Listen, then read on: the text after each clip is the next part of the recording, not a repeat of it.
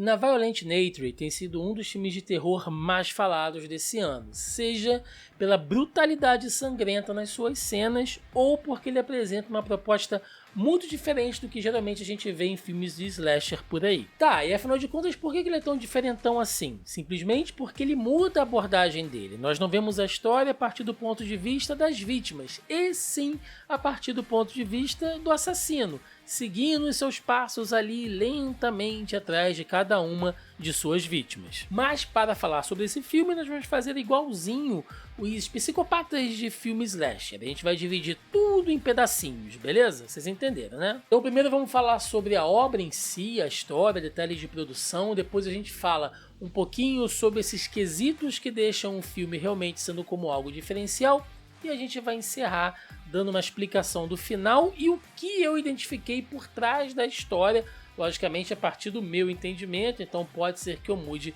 a sua percepção ou não. Vamos lá. E na Violent Nature é um filme de terror canadense de 2024, escrito e dirigido por Chris Nash, descrito como um ambient slasher. Ele segue um assassino mudo que é ressuscitado de seu túmulo no interior de Ontário, no Canadá, por um grupo de adolescentes a quem ele então começa a perseguir e eliminar.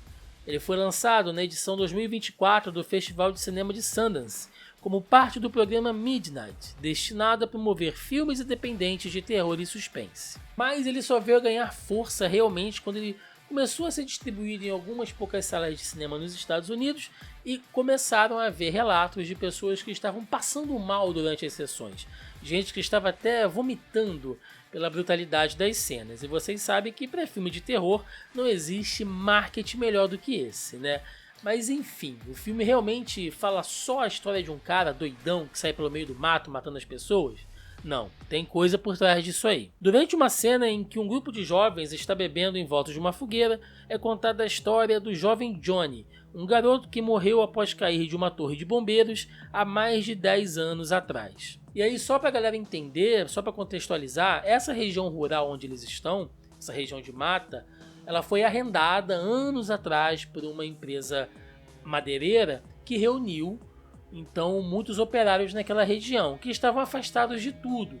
Então, para abastecer essas pessoas, havia uma espécie de armazém da própria empresa que vendia o material ali para abastecer seus operários de maneira superfaturada. Isso irritou os operários, lógico, que queriam se vingar de alguma maneira. Só que eles não podiam fazer isso com o responsável pelo armazém, que era o pai do Johnny. Afinal de contas, ele era um dos gestores da empresa. Eles fizeram o quê? Queriam pregar uma peça no Johnny, então, para se vingar do pai dele. O Johnny, que pelo que a gente entende, tinha algum tipo de problema, de doença mental, acaba sendo atraído para o alto de uma torre de bombeiros ali na intenção de dar um susto nele, de pregar uma peça nele, mas como sempre as coisas dão errado, o moleque cai lá de cima, quebra o pescoço e acaba morrendo. E aí entra a tal da lenda de que um tempo depois, esses operários envolvidos nesse acidente apareceram todos mortos, assim, esquartejados brutalmente, e criou-se então a lenda de que quem fez isso foi o espírito vingativo do Johnny, que voltou lá da sepultura para acertar as contas com essa galera. Mais pra frente, em outra cena, um guarda confirma que a lenda é real e que ele foi o único sobrevivente do massacre. Ele explica também que a motivação de Johnny é a busca pelo colar de sua mãe, que os jovens pegaram lá no local onde ele estava enterrado, e agora precisam detê-lo de alguma maneira. Então sim, tem uma coisa ali sobrenatural por trás do Johnny. Ele se levanta meio como um zumbi, vai caminhando lentamente atrás de suas vítimas ali, jovens adolescentes no meio do mato. Essa estética lembrou vocês alguma coisa? Pois é, porque toda essa narrativa em volta do Johnny, seu estilo de andar e matar, é muito baseada em Jason de Sexta-feira 13. O que de certa forma é uma homenagem, já que o Jason é um dos símbolos máximos dos filmes de assassino slasher. E é aqui que o filme começa a fazer o seu diferencial. Você vai acompanhando não a abordagem da vítima, você não vai ter aquele corre-corre, aquela gritaria, aquelas pessoas tropeçando no meio do nada até serem vítimas do assassino. Não, você está sempre do ponto de vista do próprio Johnny, que vai se escondendo, se esgueirando até chegar no seu objetivo. E isso eu achei muito legal, até porque a câmera fica boa parte do tempo em uma visão por trás do Johnny, quase como se fosse um videogame em terceira pessoa, o que inclusive me lembra que existe um jogo de Sexta-feira 13 onde você pode controlar o Jason que é exatamente assim. Eu sinceramente achei essa gamificação de perspectiva genial. Por falar em câmera, tem que bater palmas para a direção do Chris Nash, que se utiliza dessa abordagem para apresentar ângulos e usos de câmeras diferentes do que geralmente a gente está acostumado em filmes de terror desse gênero, aquela coisa de você focar nas vítimas correndo para dar um susto, de repente aquele jumpscare do assassino entrando por uma janela ou abrindo uma porta.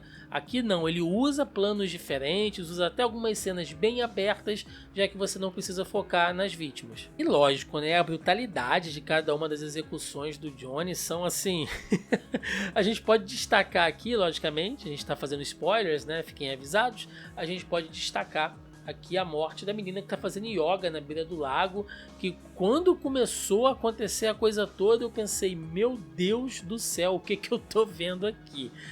Eu acho muito impactante também a morte do guarda florestal que sobreviveu ao massacre do Johnny, porque o Johnny vai lá e quebra a espinha dele com a mão, deixando o cara completamente imóvel. E aí vai picando ele naquela serra, naquele machado mecânico, não sei como é que se chama aquilo, e você vê que o sujeito está acordado, ele está vendo o que está acontecendo, mas simplesmente não pode reagir. Cara, é agoniante. Sem contar, assim, outros aspectos técnicos da obra que causam na gente uma certa dissonância cognitiva, porque eles não trabalham exatamente elementos de filme de terror. Por exemplo, não tem trilha sonora. Filme de slasher às vezes é conhecido pela trilha marcante. O Jason tem a trilha dele, o Michael Myers tem a trilha dele também, onde toca a gente sabe, mas aqui não, aqui é o som de passarinho cantando, do vento passando nas árvores, dos passos do Johnny ali na mata, então é uma coisa muito tranquila para cenas super violentas.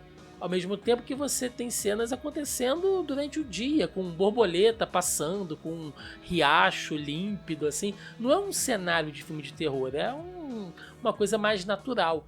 Então isso ajuda até a justificar essa categorização dele em ser um ambiente slasher, digamos assim. Beleza, Thiago, se o filme é tão bom assim, por que ele está dividindo tanto a opinião dos críticos? Na minha opinião, é por conta de dois problemas.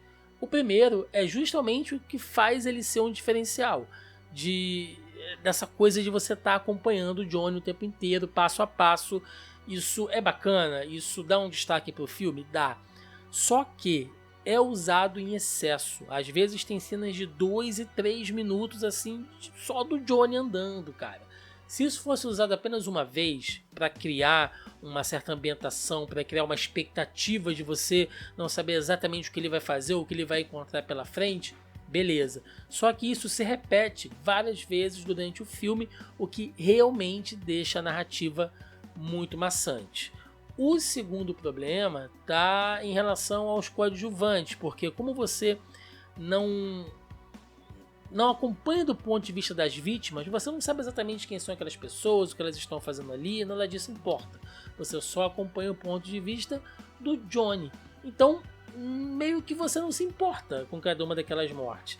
Isso não gera aquele senso de urgência, aquele senso de perigo que marca filmes de slasher. Fica parecendo mais ou menos assim como quando a gente joga Mortal Kombat e você não quer saber da luta, não quer saber da história, você só quer ver o fatality no final de cada uma das lutas. Você só quer ver o ponto alto ali, brutal. Então, meio que a história não importa muito porque ninguém consegue desenvolver nada, já que o Johnny é mudo, não tem expressão nenhuma. Então, eu acho que nesse ponto o filme peca um pouquinho também. E outra coisa que é bastante criticada, e aqui a gente já vai partindo para o final, é o encerramento do filme, onde uma das sobreviventes é resgatada por uma mulher que está passando pela estrada.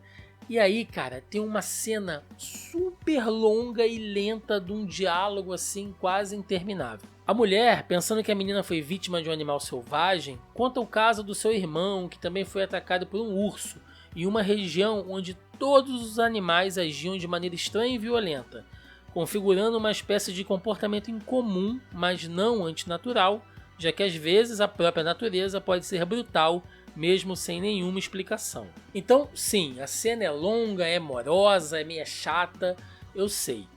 Mas eu acho que aqui meio que amarra a ideia por trás do filme. Pelo menos foi o que eu identifiquei. Porque quando a gente pensa numa natureza violenta, né, numa natureza selvagem, você pode interpretar isso de muitas maneiras. A própria natureza, já que a gente está falando aqui de um ambiente aberto, de uma floresta, né, de uma mata, então existe muitas coisas que você não sabe, que você pode encontrar pelo seu caminho, existe uma coisa violenta naquele ambiente, existe a própria natureza violenta do Johnny, que é um serial killer, né, que é um espírito vingativo, então ele emana essa coisa mais profunda que a gente tem, essa brutalidade interior, essa natureza selvagem que todo ser humano tem dentro de si, quando ele perde qualquer traço de humanidade.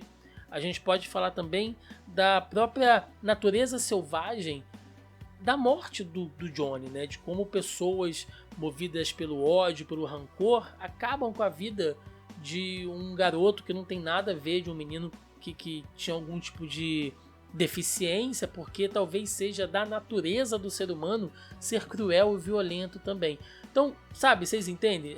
Quando a gente pensa numa natureza violenta, dá para abordar isso de várias maneiras. Então eu acho que esse último diálogo foi para demonstrar isso também. E uma outra interpretação também que a gente pode fazer desse final é que o Johnny é uma espécie de espírito vingativo da própria natureza. Aquela coisa do grupo chegar lá e retirar aquele colar dele, que parece ser até um colar de ouro, que está na sepultura dele, e aquilo desperta a fúria do Johnny para ir atrás daquelas pessoas, pode ser até uma certa metáfora sobre como o ser humano ele vai nas regiões naturais, como ele invade a natureza, retira aquilo que ele acha que é valioso sem se importar com nenhuma consequência. E a natureza, ela sempre dá uma forma de responder aquilo, né? A gente vive hoje aí um período onde temos diversos efeitos, desastres naturais muito fortes. Aqui no Brasil a gente passou recentemente, né, por esse grande desastre lá no Rio Grande do Sul. Tô só dando um exemplo aqui de uma interpretação, pode pegar isso no mundo inteiro, cara, maremoto, terremoto, furacões, um calor ou um frio extremo. Parece que a natureza está de alguma maneira respondendo aos males que o ser humano tem feito nela através de todo esse tempo, explorando e pegando aquilo que ele quer sem se importar com nada. Então, bom, não sei, pode ser uma viagem minha, mas eu fiz essa interpretação também. Os mais antigos aí, que devem se lembrar, seria quase como uma espécie de Capitão Planeta, mas de uma versão psicopata saída do próprio inferno. Então é isso, gente. Essa foi a nossa análise de In a Violent Nature. Eu sei que é um filme que está sendo bastante falado, bastante polêmica. Eu dei aqui algumas interpretações, dei o meu ponto de vista, pelo menos, de por que eu gostei do filme. E eu gostei realmente, apesar de reconhecer, sim, que ele tem esses problemas que a gente citou. Agora eu queria saber a sua opinião, cara. Me conta aí se você já assistiu, se ele atendeu às suas expectativas ou se você achou ele muito superestimado. Conta aí nos comentários a sua opinião. Não se esqueça de dar aquele like ou dislike, o que você preferir, e se inscreva no canal, que nos ajuda e nos incentiva bastante. É isso. Vou ficando por aqui. Até a próxima. Valeu!